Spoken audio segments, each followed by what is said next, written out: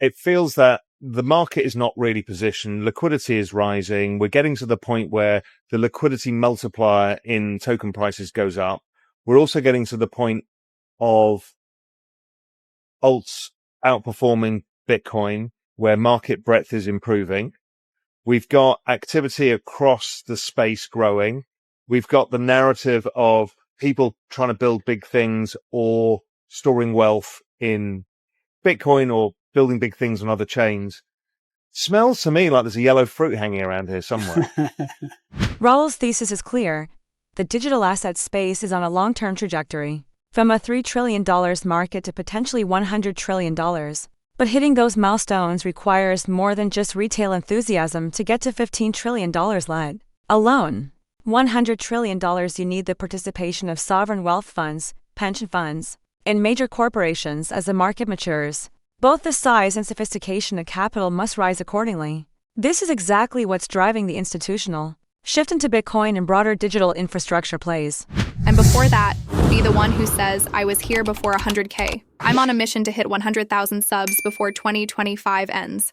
Help me get there. Subscribe now and drop your thoughts on the market in the comments. Let's grow and win together. And the mandate across the entire region, from Saudi to Abu Dhabi to Dubai to Bahrain to Qatar, is AI and blockchain. And not just using Bitcoin as a reserve asset, but also building the entire government infrastructure on blockchain, driving licenses, property deeds, the whole bloody lot. So it's it's fascinating to see.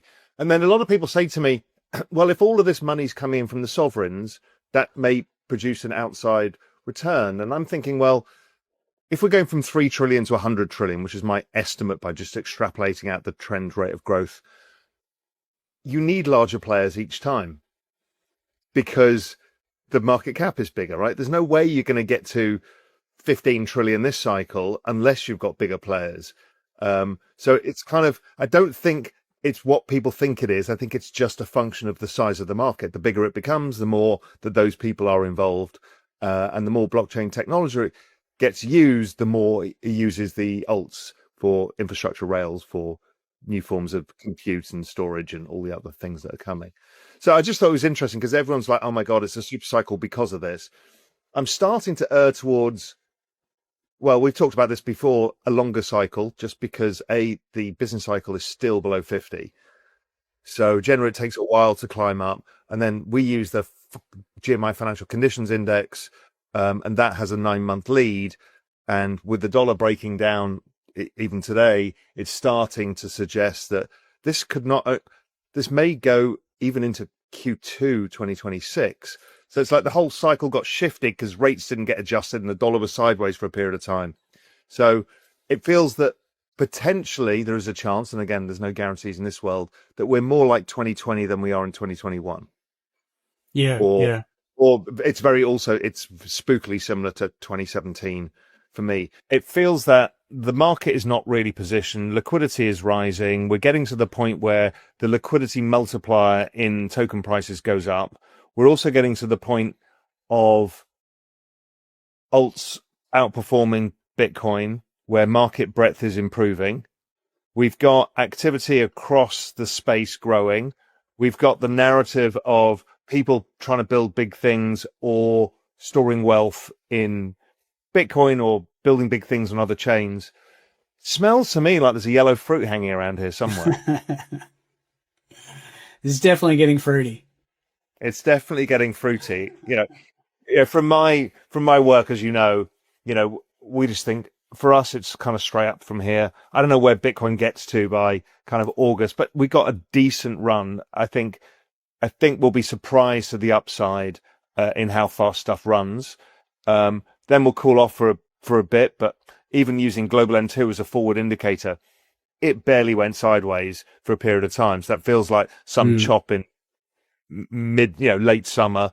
And now Global N2 is rising again, and it's got extremely good correlation. Now, it won't be perfect all the way, but it just feels to me that, from here on in, basically, we've got a really good run. And structurally going through your very detailed data-driven approach is telling me the same thing. It's kind of adding to my conviction that, yeah, we're about ready. You're looking at Q2 now. is kind of like where you've arrived at, where you think Not might 100%, but we're kind of erring that way. I mean, definitely Q1, but it's looking like it might run all the way through till, you know, end of H2, which kind of makes sense. Again, the ISM, the business cycle is the driver of speculation, risk, excess capital, all of that stuff, because people have higher earnings. We're not positive yet. So although tech stocks have done well, stock markets have done decently well, Main Street has not. Businesses are still struggling. yeah. But once that turns, and I think the Federal Reserve will be cutting rates because, as we've been saying for a long time, Julian and I, inflation is coming lower, and it is, then we will see Main Street or people with mortgages, household income increasing, and that pushes people out the risk curve, and that's what drives the real cycle, particularly the alt season. So the alt season we find is highly correlated with ISM. Yeah. And it makes sense. It's just, have That- you got that more chart money on- to throw into the market? The chart on Bitcoin or Ethereum Bitcoin too is very interesting, right? So you can see Yeah. it's impulse higher, sideways range right now. It just looks like that is a flag ready to break out again. Yeah, and I've got the same, it's the same as the Bitcoin dominance chart. To me, it's either forming a large head and shoulders top or a GMI crash pattern, which is the fall, the rally, the failed new high, and then again. a big move lower. And it would make sense, but we need the ISM, we need disposable income or disposable earnings to rise so people can recycle capital into more speculative things. Because right now they're still struggling to pay for a steak dinner because it's $150 fucking for a steak in the US. You know, it's a big issue. Raoul also emphasizes that, despite the strong price action, the crypto market remains fundamentally healthy. Valuations are still reasonable when measured against global liquidity growth, and the retail mania that typically signals a market top is nowhere in sight. That leaves significant room for further upside. On top of that, inflation is declining, which will eventually push central banks, especially the Fed, toward rate cuts. As interest rates fall, borrowing becomes cheaper, household incomes improve, and capital starts flowing back into risk assets like crypto. The setup is not just bullish, it's early.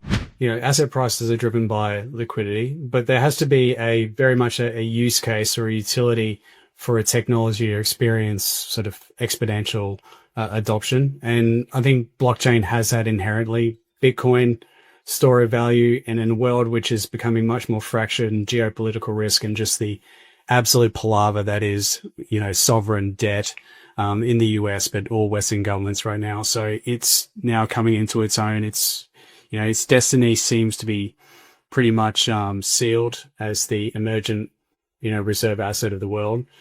You know, everything else outside of that has a lot more risk and a lot more beta because it's much more like early venture or early VC or VC style investments, but you get to sort of trade it on a 24-hour basis. But you can see the adoption rate taking place, and now you've got sort of top-down regulations and you know, advances made by nation states to really embrace digital assets. So all that's great, but I look at the data more than anything because the headlines can really throw you off track, whether it's a positive one or a negative one. I look at adoption, look at the metrics that, you know, once back tested and regressed against the prices have some kind of signal. There's nothing perfect in crypto. There's nothing perfect in equities or fixed income, but there is definitely signal in the data. And I just try to build models which, you know, sort of highlight statistical significance and provide us with some sort of framework for thinking about where things could potentially go and, you know,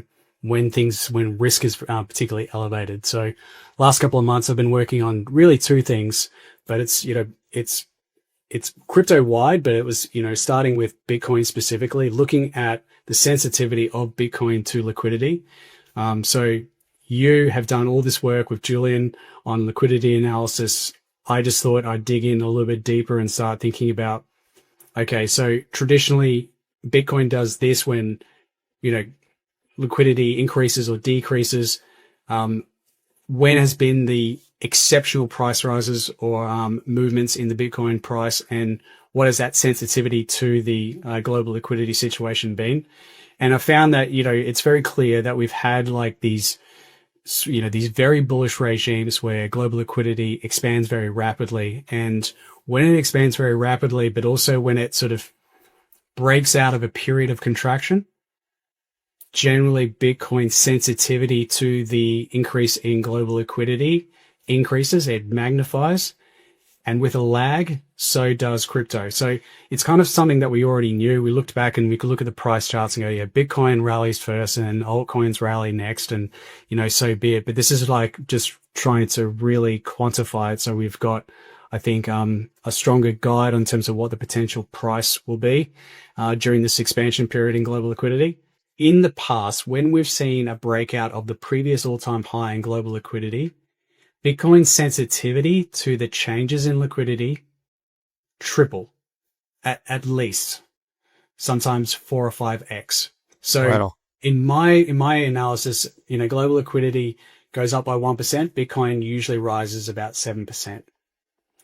But in these particular regimes, that goes to 20 to 30 times.